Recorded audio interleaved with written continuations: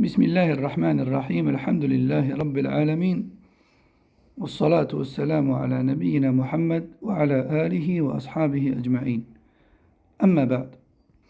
Nous allons parler dans ce nouveau numéro de Sifat al-Sutra, la description de la sutra, ainsi que de la proximité que doit avoir le prière de cette sutra.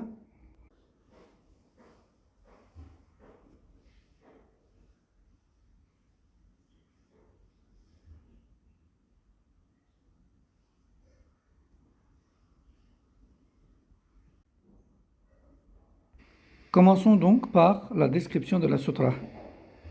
La sutra, qui est tout simplement l'obstacle qu'il convient de placer devant soi pendant la salat, afin d'obliger quiconque de contourner notre zone de salat, peut être un bâton d'une hauteur approximative d'une coudée, voire plus.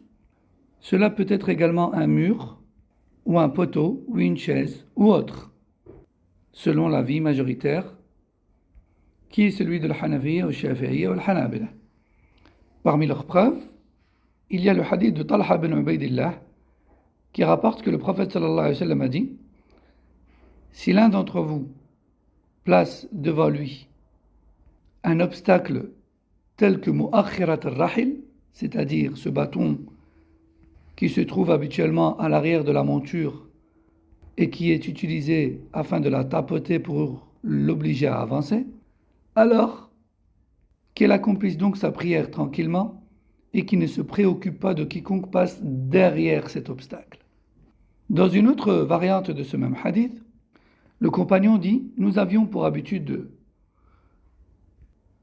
de voir nos animaux passer devant nous en pleine prière, et une fois ayant raconté cela au prophète sallallahu alayhi wa sallam, celui-ci nous a enjoint de placer devant nous ce bâton qui se trouve habituellement à l'arrière de nos montures. Rapporté par Muslim numéro 499. Et il est rapporté également d'après Aïcha que le prophète sallallahu alayhi wa sallam fut questionné concernant la sutra. Et celui-ci a répondu alayhi salatu salam: cela peut être par exemple mu'akhiratul rahl, comme on a dit. Rapporté par Muslim numéro 500. Il est également rapporté d'après Abu Juhayfa. Il a dit: le messager d'Allah sallallahu alayhi wa sallam est sorti un jour et un récipient d'eau lui a été déposé afin d'effectuer les ablutions. Suite à quoi il a dirigé la prière de Dhahr et de l'Asr, et ce en ayant devant lui anaza, c'est-à-dire un bâton, un obstacle, une sutra. Hadith rapporté par le Bukhari 499, ainsi que Muslim 503.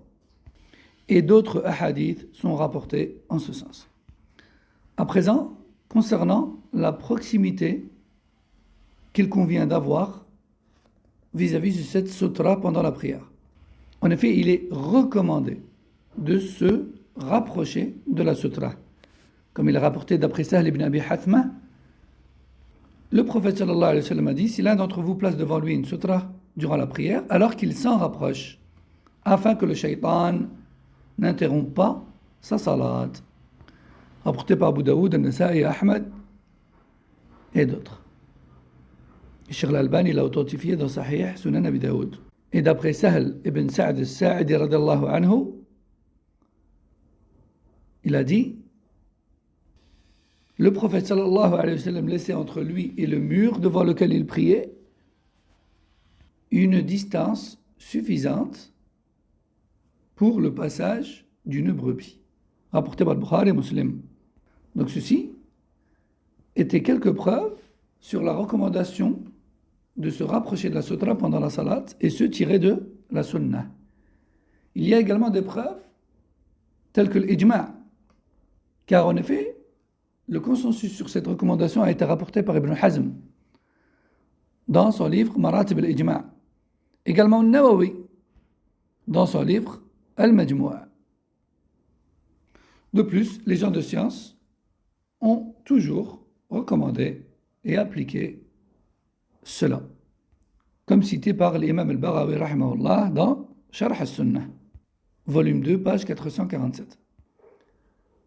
Et enfin, On peut citer également, comme raison de cette recommandation, le fait que cela permet d'avoir plus de concentration et de ne pas se préoccuper de ce qu'il y a au-delà de cette sutra, car on se focalisera alors sur la zone de prière. Wallahu a'lam. Comme cela est cité par Ibn Qudama dans Al-Mughni, volume 2, page 176. Et concernant cette proximité, il est recommandé à ce qu'elle ne soit pas au-delà de 3 coudées. Et tel est l'avis de la majorité, parmi le Hanafiya, le Shafi'iyya et le Hanabila. Et même un consensus a été rapporté à ce sujet, comme stipulé par Ibn Hazm dans Maratib al-Ijma'. D'ailleurs, il est rapporté chez le Bukhari que Abdullah ibn Omar est entré un jour dans la Kaaba. Il est allé tout droit vers un mur, en laissant ainsi la porte derrière lui, et 3 coudées entre lui et le mur, face à lui, et a accompli une prière à l'endroit que Bilal lui avait recommandé, car le prophète sallallahu alayhi wa sallam y avait prié. Donc on voit bien que dans ce qu'Ibn Omar a fait, il y a clairement une proximité du mur lors de la prière. De plus, la distance de 3 coudées est environ la distance nécessaire entre soi et la sutra pour pouvoir se prosterner. Ceci concernait donc la description de la sutra et la proximité de celle-ci. Wallahu a'lam, wa sallallahu sallam ala nabiyyina Muhammad wa ala alihi wa sahbihi.